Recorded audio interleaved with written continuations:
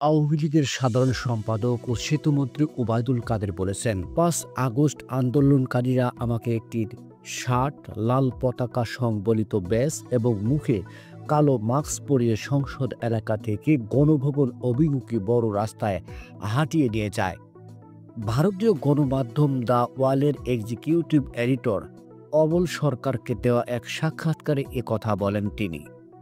শেখ হাসিনা সরকারের পতনের পর এই প্রথম কোনো গণমাধ্যমে কথা বলেন ওবায়দুল কাদের। এক প্রশ্নের জবাবে সাবেক এই সেতুমন্ত্রী ওবায়দুল কাদের বলেন, আমি খুবই ভাগ্যবান, সেদিন আমার বেঁচে থাকার কথা ছিল না, মৃত্যু থেকে অনেক কাছে ছিলাম। আমার ওই সংসদ এলাকায় আমার নিজের বাসাকে এড়িয়ে পার্শ্ববর্তী আরেকটা বাসায় আশ্রয় নিয়েছিলাম। তখন চারদিক থেকে মিছিল আসছিল। এটা আসলে ছিল প্রধানমন্ত্রীর সাবেক গণভবন কেন্দ্রিক। তিনি বলেন, আমরা অবাক হলাম, সংসদ এলাকাতেও ছড়িয়ে পড়েছে মিছিল। একটা লুটপাটের লুম্পেট স্টাইল কতগুলো ঘটনা ঘটে।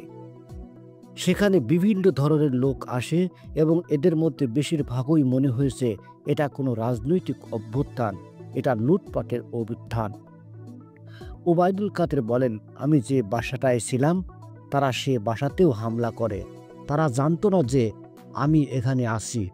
আমার বাসা তারা লুটপাট করেছে, কিন্তু যে বাসায় আমি গিয়ে আশ্রয় নিলাম সেখানেও হামলা করবে আমি ভাবতেও পারিনি। দেখলাম অনেক লোকজন ঢুকছে, তারা ভাঙচুর লুটপাট করতে থাকে।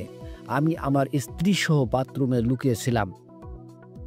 অনেকক্ষণ ছিলাম, প্রায় ৫ ঘন্টা। তারপর একটা পর্যায়ে তারা বাথরুমের ভেতরেও কমেডি বেসিন এগুলো লুটপাট করছে। তিনি বলেন, আমার স্ত্রী তখন বাথরুমের দরজার সামনে দাঁড়িয়েছিলেন। তিনি বারবার বলছিলেন যে আমি অসুস্থ, যাতে তাদের প্রবেশ ঠেকানো যায়, কিন্তু তারা জোরপূর্বক ভেতরে ঢোকায় হুমকি দিতে থাকে। বাথরুমে কি আছে তা লুট করতে চায়। এই অবস্থায় আমার স্ত্রী আমাকে জিজ্ঞাসা করে, কি করব? আমি বললাম, দরজা খুলে দাও। এরপর ৭-৮ জন যুবক ভেতরে ঢোকে এবং তারা অত্যন্ত আক্রমণাত্মক ভঙ্গিতে আচরণ করতে থাকে। হঠাৎ তারা আমার দিকে তাকিয়ে বলে, নেতৃত্ব চলে গেলেন, আপনি যাননি কেন? আমি তখন কিছু বলতে চাচ্ছিলাম, কিন্তু এর মাঝেই তারা আচরণ পাল্টে ফেলে। কেউ একজন বলল, আপনার ছবি তুলব। তারপর শুরু হয় ছবি তোলা। কেউ কেউ সেলফিও নেয়। ধারণা করি এদের মধ্যে অনেকেই আমাকে চিনত। তিনি আরও জানান, ঠিক কী কারণে প্রথমে তাদের মধ্যে এত আক্রমণাত্মক মনোভাব ছিল, আর বা হঠাৎ কেনই বা তার সেই আচরণ শীতল হয়ে গেল, তা তিনি বুঝে উঠতে পারেনি। আচমকাই তারা ঠান্ডা মাথায় কথা বলা শুরু করে। তাদের মধ্যে একটা গ্রুপ তখন চাইছিল তাকে রাস্তায় নামিয়ে সেনাবাহিনীর হাতে তুলে দিতে, আবার কেউ কেউ বলছিল জনতার হাতে তুলে দিতে। এই পরিস্থিতি তার সামনে গভীর চাপ ও মানসিক ভাঙ্গন সৃষ্টি করে। এরপর তারা তাকে একটি শার্ট, লাল পতাকা সম্বলিত ব্যাজ এবং মুখে কালো মাস্ক পরিয়ে সংসদ এলাকা থেকে গণভবন অভিমুখী বড় রাস্তায় হাঁটিয়ে নিয়ে যায়। হঠাৎ কোথায় থেকে একটি খালি ট্যাক্সি বা ইজি বাইক এসে হাজির হয়। সেই মুহূর্তে রাস্তায় কোনো গাড়ি ছিল না। তিনি মনে করেন এটি হয়তো তার ভাগ্যের বিষয় ছিল।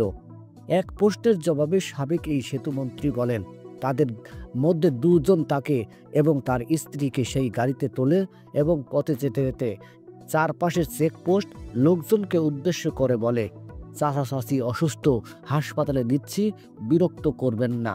এইভাবে তারা আমাকে অনেক দূর নিয়ে এগিয়ে দিয়ে আসে। তিনি বলেন, ভাবতেও